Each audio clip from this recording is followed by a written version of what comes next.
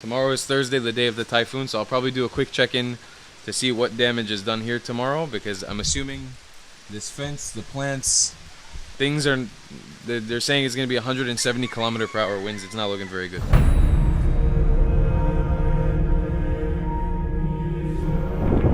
I've never ever seen the ocean like this here. Actually, this is very dangerous where I am. Hold.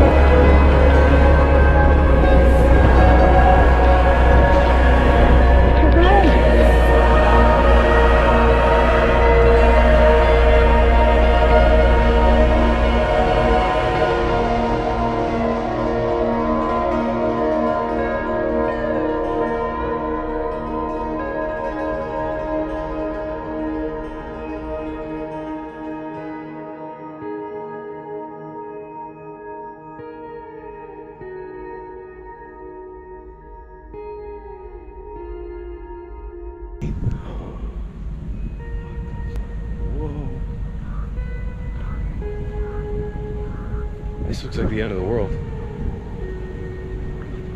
What?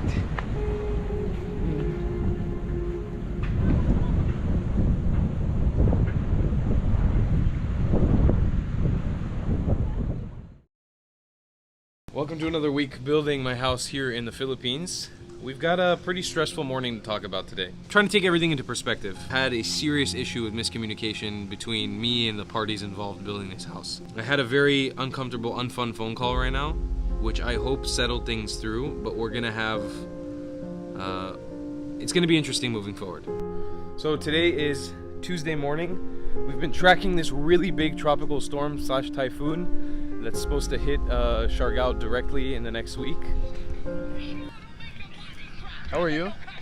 I want to try the Thai ice cream. That's a really funny shot. So Wednesday night, Thursday morning, it's going to be hitting Siargao directly. So that means construction is going to be paused pretty much for the weekend. So things are not panning out perfectly. Obviously, I'm taking everything into perspective. At the end of the day, they have done a really great job. The project has its ups and downs. Communication has had its ups and downs, but overall, it's been a really good process. I'm trying to be a little more on the pressury side because I want to wrap up and I don't want to stretch it out so long. But obviously, again, everything in perspective. So we're going to head over to the lot now. I'm going to show you guys what the progress has been, and we'll go and chat about it.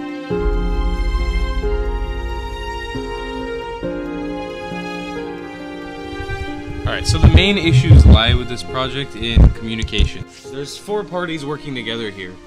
Louis the contractor, his son Kim, Anna, which is the lady who handles like shipping things into the lot and ordering materials, and then me. I tried to keep it light and bubbly and happy so far because there's been very minor issues. We've sort of hit a bit of a wall. To be honest with you guys, I was pretty disheartened at this point in the project because we had some serious miscommunications, which I don't really want to go into right now. Within the context of what actually happened, it doesn't really matter anymore in the large scheme of things, so there's no point in actually mentioning what exactly went down. But this lack of communication and the impending typhoon that was happening put me in a really stressful situation. I also had gotten food poisoning just a day earlier, so I was already feeling really malnourished and not doing so well. I learned that constructing a house in the Philippines is about setting expectations really low, and I don't say that in a negative way, but people work on island time. Through all the patience that I've learned in the Philippines, through the various tragedies that have happened to me while living in this country, nothing could have prepared me for building a house here. And so it's something I had to learn and get moving on it because I am feeling really bad and I don't want to be here right now. I'm feeling very sick. So hopefully we can get all that squared away. Alright guys, welcome back to the lot. I apologize for my mood. I'm feeling a little bit under the weather. I'm still recovering from a bit of food poisoning I had yesterday. What we've been dealing with today is They have been varnishing the walls, pretty much sealing the walls and giving it a smoother coat. There's a typhoon coming, so we can't really work past today. And there's gonna be a major typhoon that will probably delay the work for the next 3 days. So that's the update for Tuesday or Wednesday. Yeah, Wednesday, Tuesday. That's the update for Wednesday. Tomorrow is Thursday, the day of the typhoon. So I'll probably do a quick check-in to see what damage is done here tomorrow, because I'm assuming this fence, the plants, things are. They're saying it's going to be 170 km/h winds. It's not looking very good.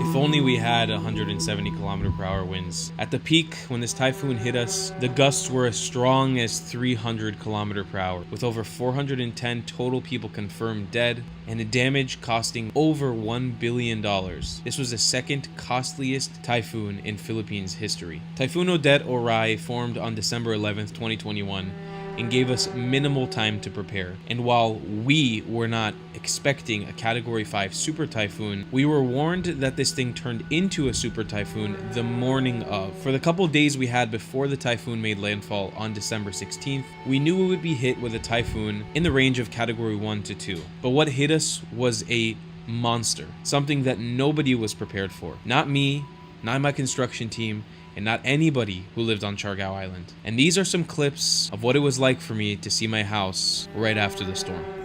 Owner of the tent, I asked, I said, please, To cut? only clearing, only our passage, what to be called this one? You're okay? You're safe? You're good? Yes, Your good. family okay? Everyone okay? My wife is now on the way to recovery because the heart also. Heart. But the nurse is in my house. Okay. The neighborhood, my friendly neighbors, their house is not here anymore. That's unbelievable. Just to what this was a day ago. Hey guys, welcome to a new week building the house here in the Philippines on Siargao Island. I'm walking over to the lot right now. It is actually Wednesday. This was all like super lush, like it was like up to here. That's crazy.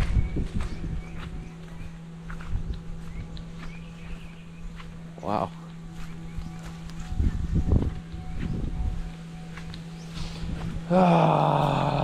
This morning I came here and looking for food. If your house is still okay. It's our neighbors. Their fence is completely gone. Yeah, as expected, my fence is gone. That's very much expected. Imagine. Yeah. I just want to make a note because I got comments on this when I uploaded this version of the video when the typhoon just happened. I tend for some reason to smile a lot in the face of a tragedy like this. I've never dealt with a tragedy like this in my life up to this point. So I apologize in advance if it seems insensitive to many of you guys watching that I'll end up smiling or chuckling while looking at the damage that happened to my house. I think it's just a psychological way for me to cope with what I was looking at, but I can assure you that I was distressed and not happy in any way. I don't know why this is how my body decided to express it, but it is. So I'm sorry. God damn it.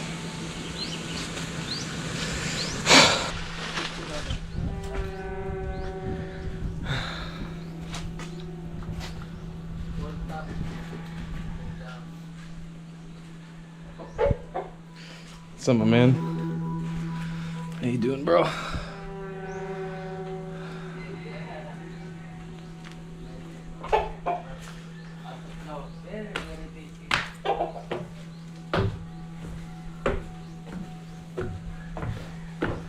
Yeah.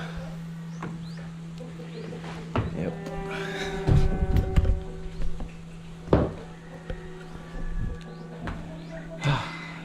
That's about one of the saddest things I've ever seen in my life. It really hurts. It really hurts a lot. It's like, it's not even a sense of crying about like the loss of it. It's like everyone's communal loss sucks. This whole thing sucks. It's all gone. I mean, God bless I have as much as I do, but we're so close to finishing. It's all gone now. Fuck. Also my what is it called? Electrical tools It's all gone. missing. Our shed is gone. The electrical is missing also. So Kuya Lewis is telling me now that all our power tools, mine and his, that were in the shed got crushed. It's all stolen. It's like 15,000 pesos worth of it. You know my taster how much is almost 47,000 from Gone. Yeah. It's no good. It's kind of attitude. But never mind. That is about one of the hardest things I've ever experienced in my entire life. That's terrible. That's a terrible feeling. That project that we all worked so hard to finish is gone. It's over. We have to accept that it's over. The contractor's house is gone. His son is missing. The everything is fucked. It's all terrible.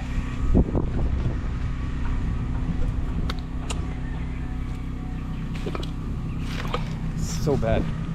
So bad. And there's no answers. There's no answers on when it'll be over. That's the hardest part.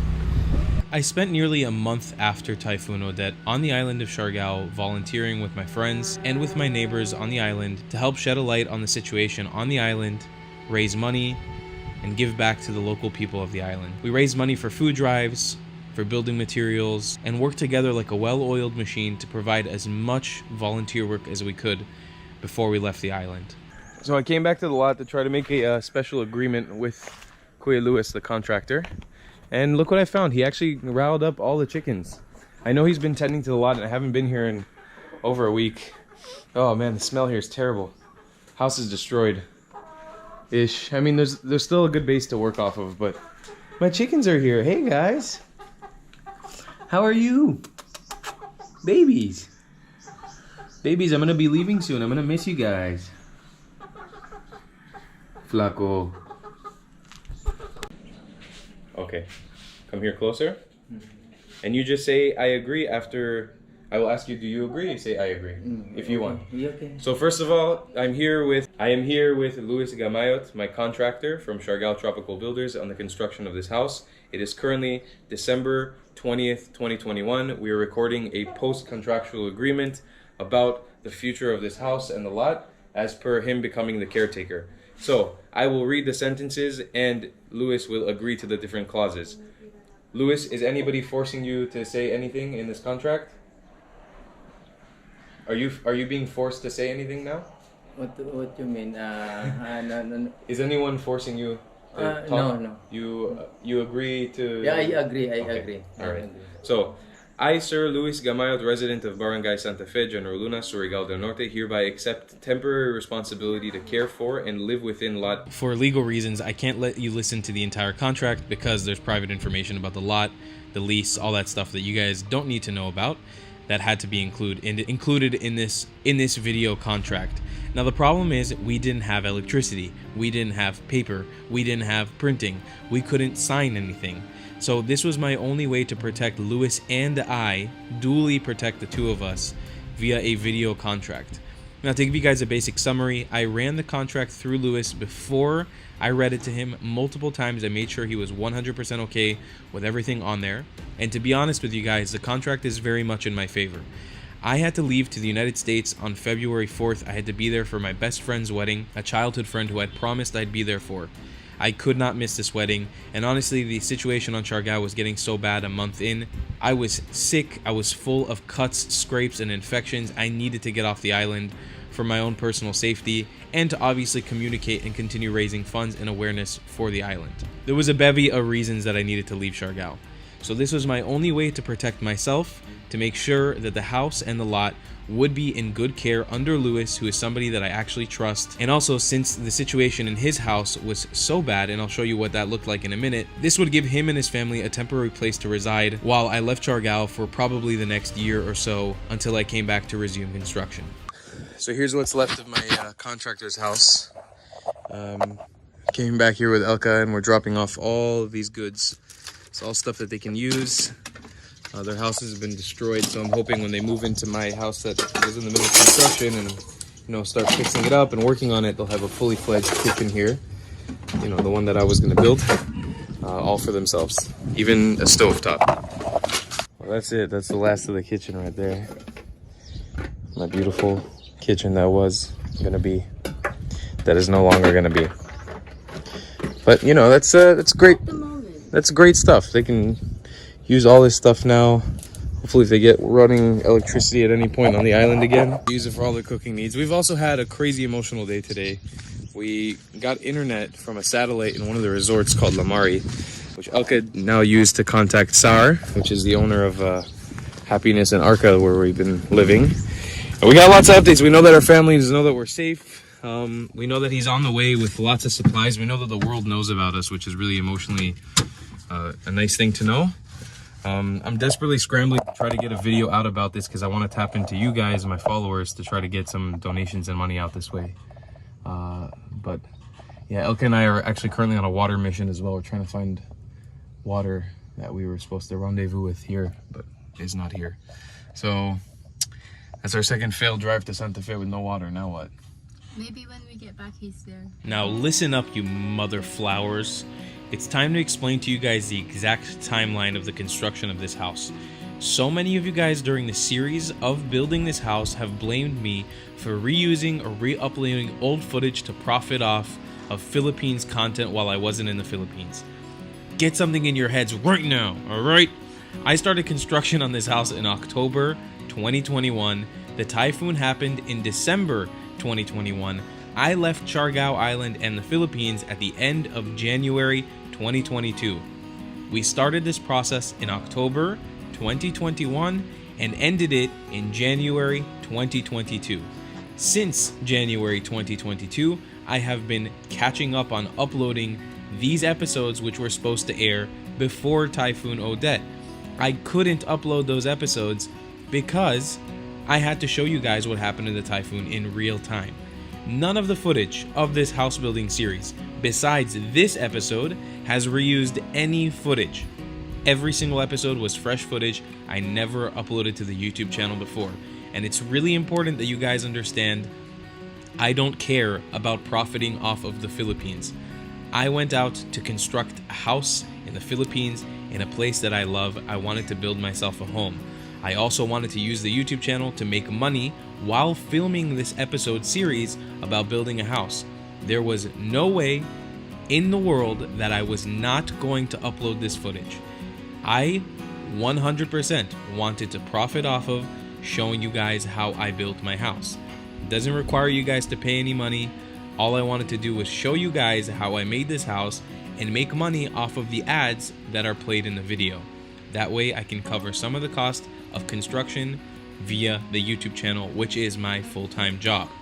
I hope that makes sense and doesn't offend anyone, but that is the truth and 100% of the timeline of exactly how I uploaded this series. This house building series started in such a positive light and ended in absolute tragedy. It's so unfortunate the events that occurred on the island of Siargao, not just to me but to the entire community of people that were living there and my entire construction team.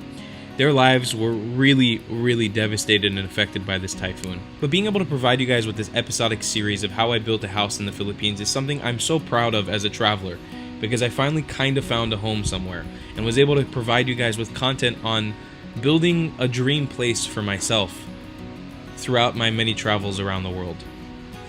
Somewhere that I could kind of call a home base and feel comfortable living in. I learned so much through this series, made so many great friends, and really grew as a person through the anxieties and the fears that came along with pursuing this sort of project. It was not easy. And again, while this project ended in tragedy, there is a light at the end of the tunnel. I will be returning to the Philippines and to Siargao in the very near future to finish this project. And for the moment, Louis and his family have been living in the house, keeping it safe. My chickens have actually bred and have babies now, and I've had multiple YouTubers and close friends go out to the lot and give me updates on the lot while I haven't been there. My grass has grown. I've sent them money to actually install another temporary roof on top of the house, and I'll have to be there on the ground to assess the damage and see what next steps I need to take to complete this project.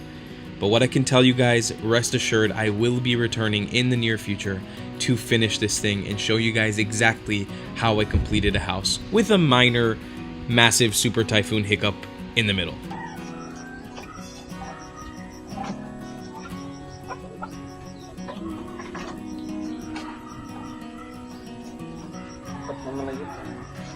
Halika, sandali na.